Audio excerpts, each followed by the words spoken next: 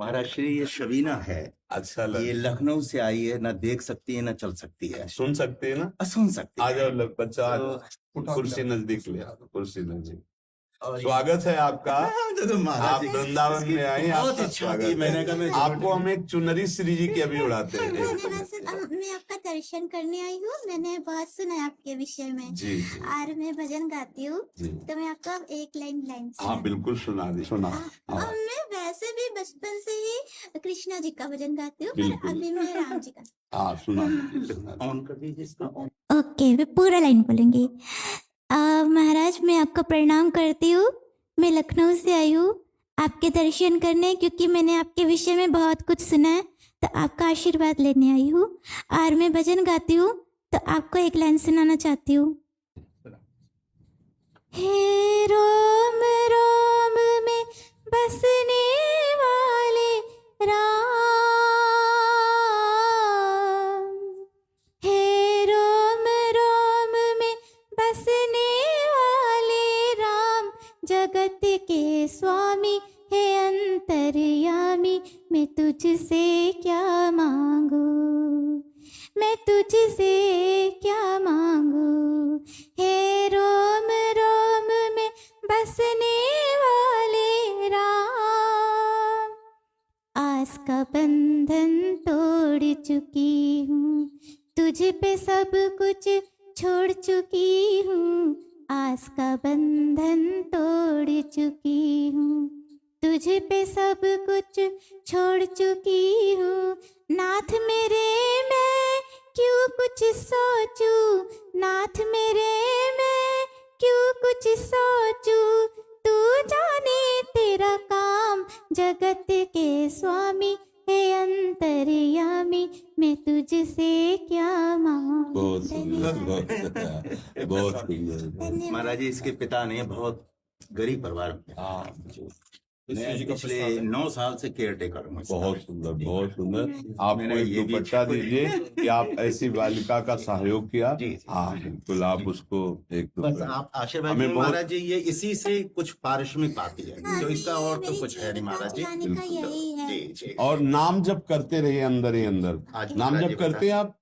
करती हाँ, है? मैं गाती हूँ रोज भजन। पर नाम जप आज करते से रहिए, नाम जप महाराज जी जरूर दे रहे कीजिए। हैं। जी, महाराज जी बहुत बहुत बहुत आपकी बड़ी बड़ी कुर्सी सहित एक बार सीढ़ी से नीचे उतार दीजिए, फिर आप। हाँ धन्यवाद, धन्यवाद, धन्यवाद। अभी नाम जप भी करते हैं लोग और सत्संग भी करते हैं और अध्ययन कर रहे हैं, लेकिन फिर भी विश्वास और निष्ठा नहीं हो पाती है। गुरु चरणों की सेवा की कमी, बिना गुरु चरण सेवा के विश्वास की पूर्ति नहीं हो सकती।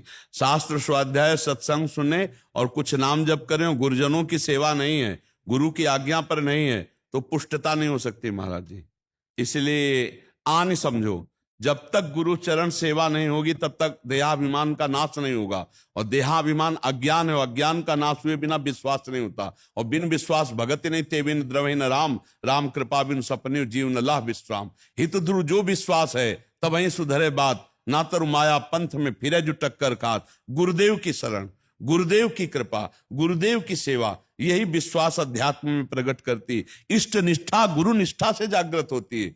गुरु निष्ठा नहीं तो महाराज जी पढ़ने लिखने से, किताबी ज्ञान से माया पर विजय प्राप्त नहीं किया जा सकता। न महात्मा प्रवचने न लभ्या न मेधया न बहुना सुरते न। तो इसमें सार बात है, ब्रह्म प्राप्त गुरु की कृपा, कृपा के बिना, गुरु सेवा के बिना, गुरु अधीनता के बिना वो विश्वास नहीं आ पाता इष्ट के प्रति, वो गुरु कृपा से। 50 साल तक गुरु की सेवा में रहे हो जी, तो फिर भी न हो तो असंभव महाराज जी। इसलिए असंभव हम कह रहे हैं कि कहीं ना कहीं हम गुरु सेवा से वासना की पूर्ति या उपासना से बिलग आचरण रहे हैं, नहीं तो ऐसा असंभव हो ही नहीं सकता।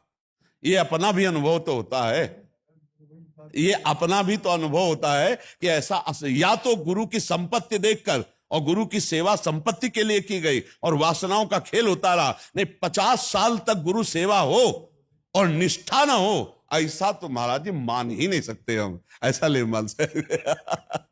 जी सन 54 से यहाँ जुड़ा हुआ हूँ। जी जी महाराज जी श्री हितदास जी महाराज के दर प्रोफेसर दंडोत जी हितदास जी जी जी हित आश्रम में जी सभी संतों का अखंडानंद सरस्वती जी। और हरि बाबा उड़िया बाबा जी, जी। सबका मैं दर्शन, और मुझे अब तक जो जीवित रखा है जी। आपके दर्शनों के लिए। नहीं, आप तो हमें कृतार्थ करने के लिए आए, दर्शन देने के लिए। अरे श्री महाराज श्री का ही महाराज ने ठेकेदार श्री सुखबीर दास जी महाराज जी, उनके भी दर्शन किए महाराज जी? आपने किए हैं। अरे महाराज मैं उनके साथ ही बाला रहा हूँ जंगलों में। मैं जी। वो संगीत का जो अभ्यास करते थे और मैं मुझे तबला बजाना सिखाया, जी। तो 2-2, 3-4 घंटे हैं अब जी, महाराज जी, तो उनको महाराज का अभ्यास कराते हैं, उनकी शरण में रहे महाराज। अब ऐसी कृपा करो प्रभु, मेरे हृदय का पटल खुले और गुरु रानी की कृपा हुए। मैं यही चाहता हूँ कि आपकी कृपा हो जाए। धन्यवाद। जय श्री राधे श्याम। महाराज एक शब्द रह गया मेरे जिज्ञासा।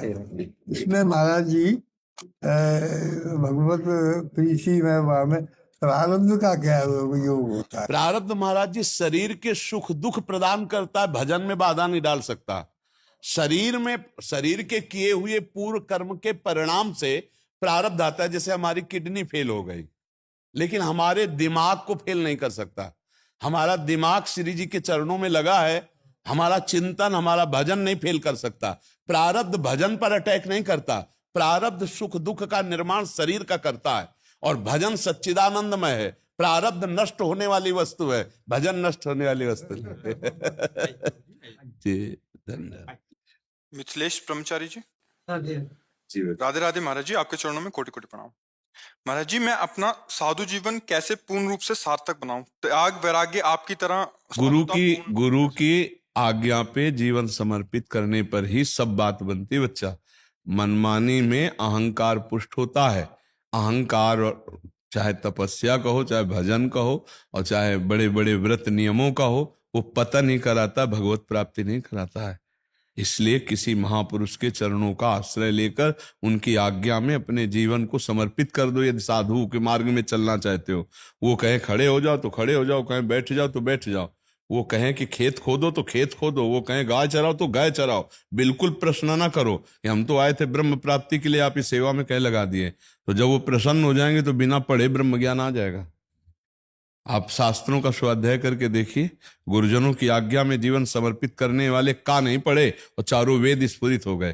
तो आज जो हमारी समाज है वो इस महिमा से बहुत विलग होती चली जा रही है। गुरु अवज्ञा एक स्वभाव बन गया है। मनमानी आचरण करना, मनमानी नाटक फैला करके संसार से पुजवाना, ये एक लीला बन गई है, एक मतलब चाल चल गई है। नहीं, पहले गुरु की आश्रित ही होकर हर मर्यादा से चला जाए, तभी वो सिद्धावस्था। कौन सिद्ध हो रहा है? किसको सिद्धावस्था प्राप्त हो रही? सिद्धावस्था का मतलब होता है देह भाव रहित भगवदानंद में हर समय डूबे रहना। अब वही रुपया, वही संसार, वही मान, वही प्रतिष्ठा, वही भोग वासनाएं, ये बढ़ रही हैं, ये बढ़ रहे ना, इसका मतलब है गुरु का सेवन नहीं हुआ। तो हमारी तो प्रार्थना है कि किसी महापुरुष को गुरु रूप में वर्ण करके और उनकी आज्ञा पे चला जाए। ये सहसा किसी को गुरु बनावे नहीं, ये भी बात जान लो। किसी का प्रवचन सुन के, किसी का प्रभाव देख के सहसा किसी को गुरु बनावे नहीं। पहले कुछ समय तक दूर रह करके उनकी चेष्टाओं को देखें अपनी दृष्टि से। दूसरे अच्छा कहें बुरा हमें नहीं, हमें देखना, भगवान से प्रार्थना करें कि मुझे गुरु रूप से मिलो। और जब जिनके देखते ही, जिनके मिलते ही हृदय शीतल हो जाए और लगे हमारी बात बन गई, तब धीरे धीरे जुड़े, और जब जुड़े तो प्राण समर्पित कर दे, फिर कदम पीछे न हटावे। सहसा किसी को गुरु न बनावे, और जब गुरुदेव का वर्ण कर ले तो तन मन प्राण न्यौछावर कर ले, उनकी आज्ञा पे चले तो वस्तु की प्राप्ति हो जाएगी। में एक थोड़ा सा गुरु दीक्षा भी हो गई है जी अच्छा, आपके कृपा से गुरु कृपा से चल रहा अच्छा, जी। परंतु महीने का जैसे 25 दिन थे, बाकी 5 दिन में कहाँ त्रुटि हो जाती? नहीं, वो त्रुटि तो आपको अंतःकरण में देखनी पड़ेगी। वासना होती है और कोई त्रुटि नहीं होती। सबसे बात समझिए, दबी हुई परत की परत वासनाएं हैं। अभी जो आनंद भजन आदि से प्राप्त हो रहा है वो आनंद कोश से प्राप्त हो रहा है, वो आनंद स्वरूप से नहीं हो रहा है। ध्यान रखना। जब आनंद स्वरूप से एक बार आनंद की प्राप्ति होती तो विषय आनंद की ताकत नहीं कि उसे खींच सके। ब्रह्मादिक के भोग सब विषम लागत ताय, नारायण ब्रज चंद की लगन लगी है जाय। नारायण हरि भजन में पांचों न सुहात, विषय भोग, निद्रा, हंसी, जगत प्रीति, बहुबात। खोज लो इन्हीं में से कोई। जो ये हरि के आशिक हैं उनका कुछ न्यारा मार्ग होता है। नहीं खान पान ते भावे है, नहीं कोमल वसन सुहावे है, सब विषय लगे ते खारा है, हरि आशिक का मग न्यारा है। 5 दिन में जो व्यवधान पड़ता है वो कहीं ना कहीं इन्हीं पांचों में खोज लो। शब्द, स्पर्श, रूप, रस, गंध इन्हीं से है। आप बहुत अच्छे साधक हो, अच्छे चलना चाहते हो, पर जो छोटी मोटी गलतियां इनको सुधार लो, बस अभी बन जाएगा। आपका अगर मार्ग भगवत मार्ग में चलना है तो ब्रह्मचर्य बहुत पुष्ट होना चाहिए।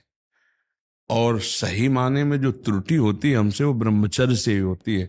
अगर ब्रह्मचर्य को हम सही माने में संभाल ले तो और सब त्रुटियां अपने आप संभाल लेगा। ये आप इतनी बात समझ लो। एक ऐसा ज्वलंत तेज है, एक ऐसी उत्साह संपन्न वृत्ति जागृत होती ब्रह्मचारी की कि रात दिन एक करके वो भगवान में भजन करता है।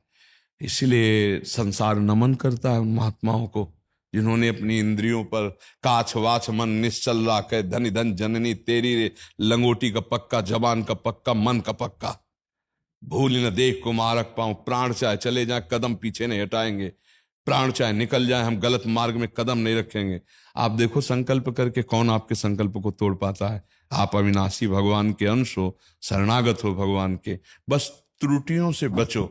जो त्रुटियां हमको कमजोरी प्रदान किए हुए हैं उन त्रुटियों को पहचानो कि हमें अमुक संग से गिरने की संभावना है, अमुक संग से गिरने की संभावना है। बस पर दोष दर्शन, पर निंदा, पर चर्चा से बचो।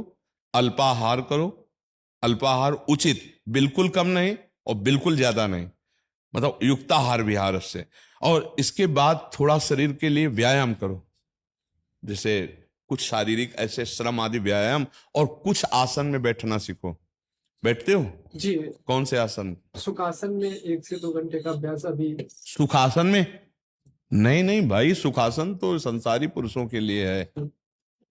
साधन में चलने के लिए सिद्धासन और पद्मासन में बैठना चाहिए। बच्चा अभी तो तुम जवान हो। सुखासन तो सहज भाव में ऐसे बैठा हो बात अलग है, संसार साधु का नौजवान हो तुम्हारे लिए। पद्मासन में बैठे हो कभी?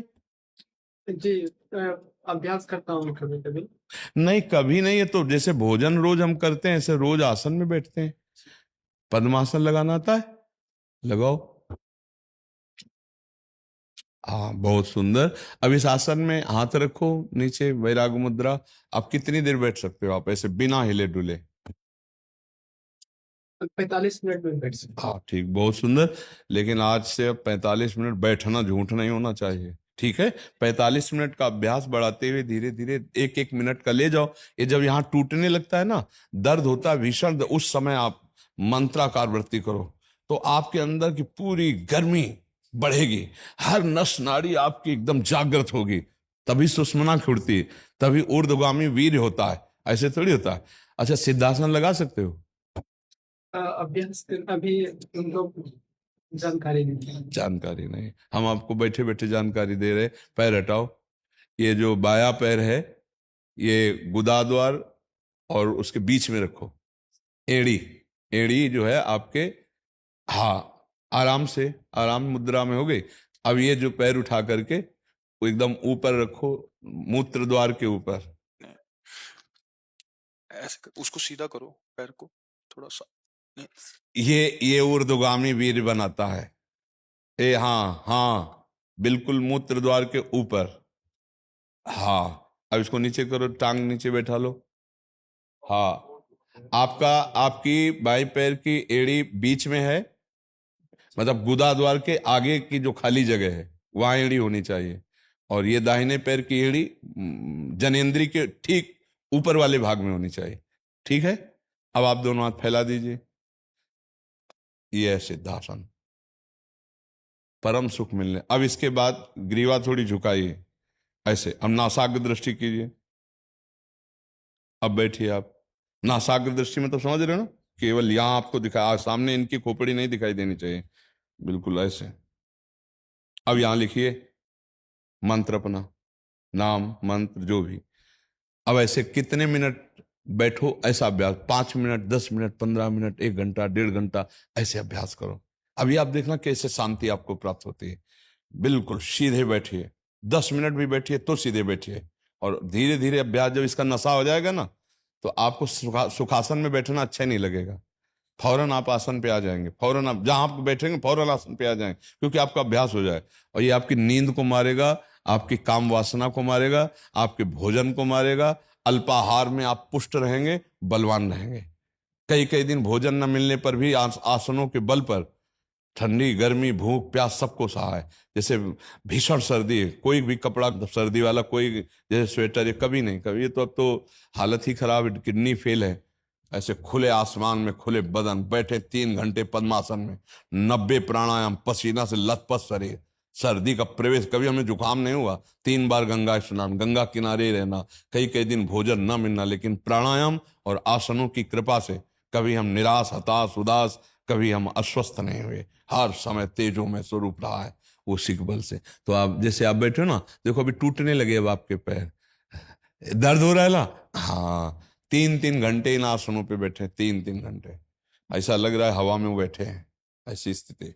एक बार तो कि बस हटाओ हटाओ, ऐसा पैर होगा, बस हटाओ, नहीं टूट गया ऐसा लगेगा। उस समय नहीं, मैं शरीर नहीं हूं, मैं अविनाशी हूं, नहीं। बार बार घड़ी देखो, 3 घंटे तो नहीं हो गए, नहीं नहीं, साल ऐसे अभ्यास में ऐसे लड़ा जाता है। फिर जो ही पहरा, हा, तो बस विश्राम नहीं, मन को सुख नहीं, संसारिक सुख नहीं, तब ये आनंद की अनुभूति है। ठीक है, अच्छा, बहुत अच्छे बच्चे। कौन पूछ रहा था अगला प्रश्न? महाराज जी ये कह रहे थे कि गुरु के आदेश पर सुदृढ़ कैसे हुआ जाए। जैसे आपने बोला कि गुरु के आदेश पे देखो, श्रद्धा सुदृढ़ करती है। श्रद्धा अगर हमारी पुष्ट है गुरु चरणों में, तो हमारा विचार ही नहीं उठेगा, जो वो बोले वही करना है, बिना ही विचार ही करी शुभ जाने। इसमें श्रद्धा प्रदान, प्रथम हृदय श्रद्धा जो करे, ये बिना श्रद्धा के नहीं मार्ग चला जा सकता। श्रद्धावान लभते ज्ञानम तत्परा संयतेन्द्रिया, ज्ञानम लब्ध्वा पराम शांति मचरेण आदि गच्छति। हमारे गुरुदेव बोल रहे हैं, फिर इसके बाद हम उसमें नन उनच, कोई विचार, कोई अपनी मिलावट नहीं, जो बोला सो तत्पर, उसमें हमको सुदृढ़ करने की। सुदृढ़ तो किसी सलाहकार की बात पर हम सोच सकते हैं, गुरु के वचनों में थोड़ी सोचा जाता है। गुरु के वचन तो जो बोल दिए बस हो गया, अकाट्य। इसीलिए हम पहले नहीं कहा कि अगर कह रहे फावड़ा चलाओ तुम फावड़ा चलाएंगे, कहते हैं गाय नहा तुम गाय नहा रहे हैं। हमें ये प्रश्न थोड़ी करना है कि हम आए भजन को, आप हमसे गोबर फेंकवा रहे हो, आप हमसे नहीं, हम आपके बिक चुके हैं, तो गोबर फेंकते फेंकते सिद्ध हो जाओगे, गाय की सेवा करते करते सिद्ध हो जाओगे, फावड़ा चलाते चलाते सिद्ध हो जाओगे। गुरु कृपा बहुत बड़ी वस्तु है, बस एक बार अहंकार गुरु के चरणों में समर्पित हो जाए, वो जैसा बोले वैसा हम करें। ये आप उपनिषद उठा के देखो, 12-12 वर्ष तक सेवा में लगाए रखे, एक बार फिर बोला, छांदोग्य उपनिषद में पढ़ा, तू प्राण नहीं है, बैठ गया, मैं प्राण नहीं हूं, तू मन नहीं है, और वहां पहुंचा दिया, जो है उसी में स्थित कर दिया। सेवा में लगे, सोनी लगा रहे, आश्रम की सेवा में लगे 12 वर्ष तक। तो 12 वर्ष में इतना शब्द क्यों बताया? क्योंकि 12 वर्ष तक तप के द्वारा, सेवा के द्वारा शरीर और मन सब पवित्र हुआ। अब उनके वाक्य जो महावाक्य हैं उनको समझ पा रहा है जीव। तो गुरु के वचनों में तो प्रश्न ही नहीं बनता कि सुदृढ़ कैसे हो, प्रबल श्रद्धा होनी चाहिए। गुरु जो बोल रहे हैं उनके वचनों में हमें अगर संशय रहेगा, तो फिर अगर संशय हो जाए तो उन्हीं से निवारण करे, दूसरे से नहीं। महाराज आपने ऐसा कहा, वैसे तो बहुत नीच होने के कारण हम ये आपकी आज्ञा पर प्रार्थना करते हैं कि मेरे को समझ में नहीं आया कि आप ऐसा, फिर दूसरे से कभी प्रश्न ना करे, उन्हीं से करे, और उनके वाक्य मात्र से ही हमारा कल्याण हो जाएगा। मंत्र मूलम गुरु वाक्यम, उनके वाक्य ही भगवत स्वरूप हो। गुरु में भगवत भाव करना बहुत कठिन बात है। कहते हो क्या सब देते हैं, गुरुर् ब्रह्मा गुरुर्विष्णु गुरुर्देव महेश्वरा गुरु साक्षात परब्रह्म तस्मै श्री गुरु, लेकिन ये भाव लाना कि गुरु साक्षात परब्रह्म बड़ा मुश्किल है। अगर ये भाव आ गया तो फिर और किसी भगवान के दर्शन नहीं करने, हमारे गुरुदेव हमारे भगवान है, यही अनुभव हो जाएगा। इसी तरह के वीडियो देखने के लिए चैनल को लाइक एंड सब्सक्राइब करें।